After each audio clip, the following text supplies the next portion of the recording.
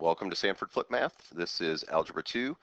We are working through the Springboard book, and we are about to start Activity 8. And it deals with a lot of things related to square roots, and we need to spend a little bit of time reviewing what square roots are about, and most importantly, simplifying square roots that are not so cute. So just a reminder that when you're doing square root, you are looking for the number that was squared. I know that's clever, but that's what square root means. There's a term, principal square root, which really means the biggest square root or the positive square root. So for instance, if we're talking about the number 4, it has two square roots, 2 and also negative 2, because 2 squared equals 4, and negative 2 squared also equals 4. So 4 has two square roots. However, when you do the symbol for square root called the radical, square root of 4 in this case, this symbol just means the principal square root. In other words, the biggest square root, so it just means the 2, the positive. Okay, so just a reminder that this symbol called a radical is used for the principal root, or the principal square root, and it means the biggest square root, or for the vast majority of time for how you're going to see this, it means the positive square root. Okay, all right, so we're going to try and move this along so that we get a lot of bang for our buck here. Okay, so again, this means what was squared. So what was squared to make 25? Well, most of you are going to be really comfortable with it being 5 squared. Okay. Now, some people are going to do better if they spend a little bit of time factoring. Now, some of these you're just going to recognize, okay, and hopefully all 3 of these on this page you're going to recognize. Remember, 25 is really 5 times 5, also could be written as 5 squared, and again, square root means what was squared, okay? So square root of 121 is just 11.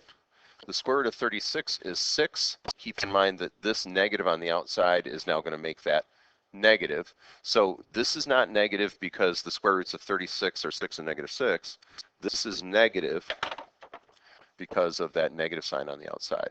So this part is the 6. This guy right here makes it negative. Okay. A lot of times you'll see plus or minus associated with square roots. So, maybe you're going to see plus or minus the square root of 144.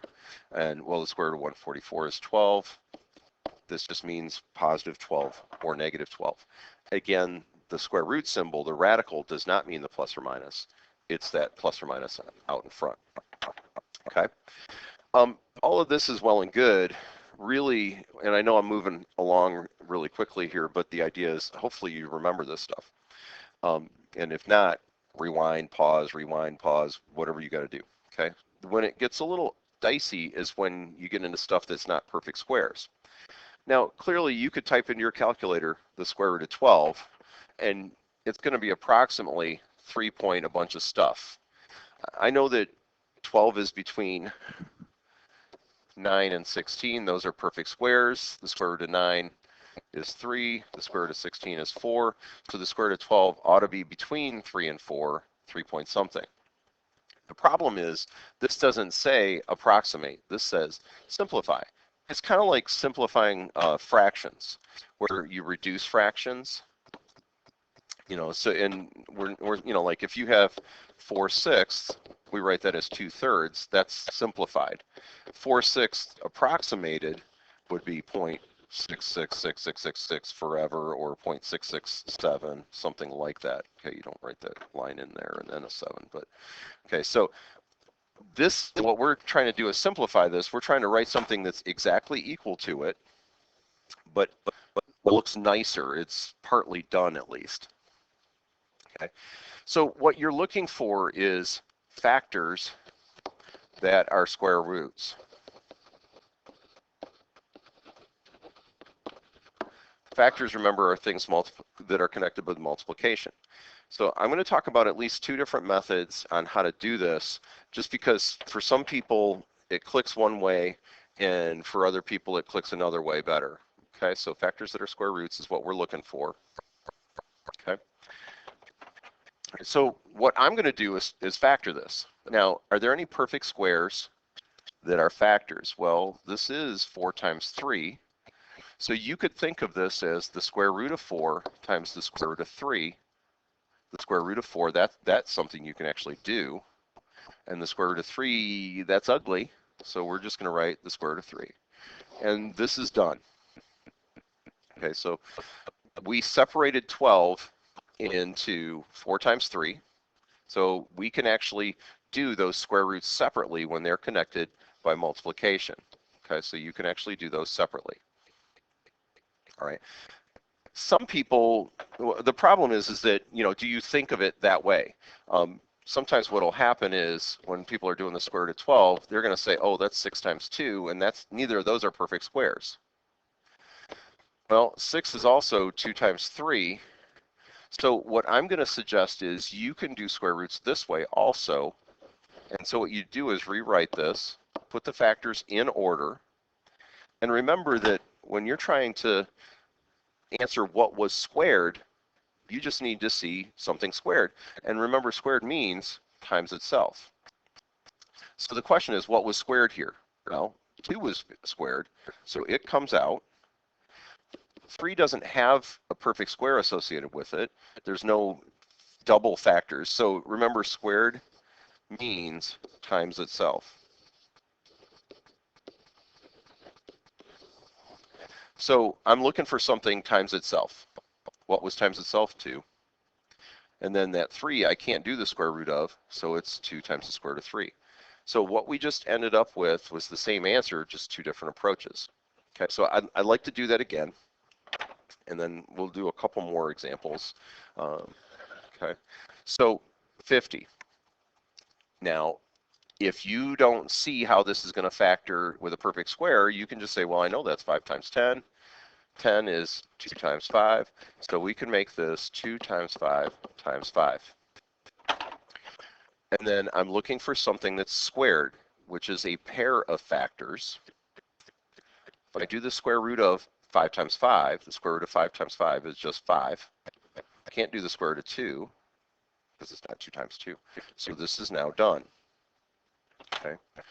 Now, one of the ways I try and help people remember this is the idea that, this is a pair, this is a couple, and I just say, well, couples get to go out. And again, trying to make a connection to dating or something, I don't know. But couples get to go out, meaning I have 2 of them, I can do that square root. The square root of 5 times 5 is 5. Now, again, I know there are some of you saying, Mr. Sanford, that's doing too much. Okay, well, that could be doing too much. You could think of this as, okay, so the square root of 50 could be thought of as the square root of 25 times the square root of 2.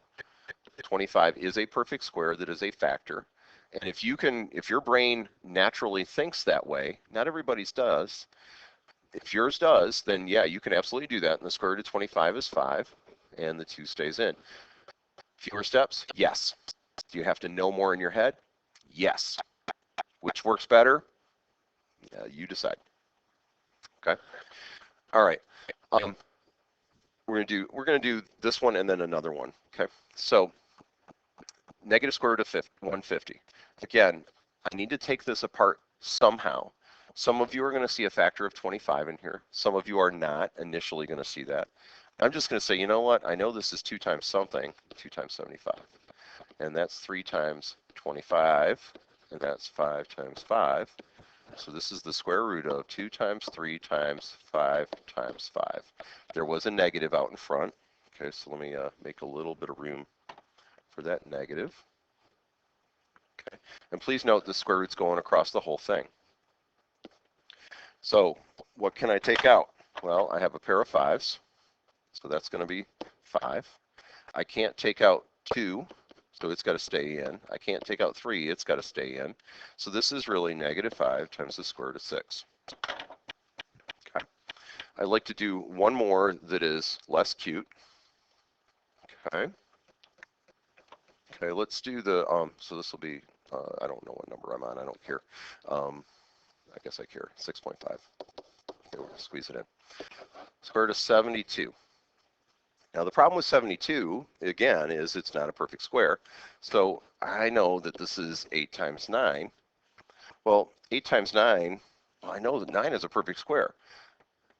I know I don't want you to get too far ahead of me here, but 8 still has a perfect square in it also. Okay, so let me talk. Whoop, that was funny.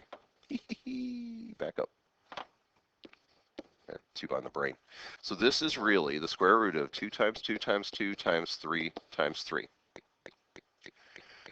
Pairs get to go out, couples get to go out. So the square root of 2 times 2 is 2. The square root of 3 times 3 is 3. This other 2, sorry, no date, you get to stay home. So it's going to be the square root of 2. Now the question is, what do you do with that 2 and the 3? Remember, all of this was connected by multiplication. These are still connected by multiplication. This is 6 times the square root of 2. Okay, couple thoughts here.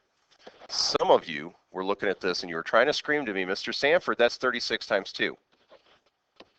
Well, if you are the trained professional that knows that this is 36 times 2, then awesome, rock on. Square root of 36 is 6, square root of 2, same thing. Awesome. One other quick note. Some of you, I know, said, hey, that 72, you had it right there. It was the square root of 8 times the square root of 9. True enough. But remember, the square root of 9, okay, so that's 3. I don't really need to do a little factor tree for that little guy, do I? So that would be 3, and then the square root of 8. The problem is the square root of 8 is not done. You can't leave it like that. So you can do this, provided that you then say, well, that's going to be 3 times the square root of 8. Well, the square root of 8 would be the square root of 4 times the square root of 2. Square root of 4 is 2. Yep, we really still did get there. My point is, this is not done.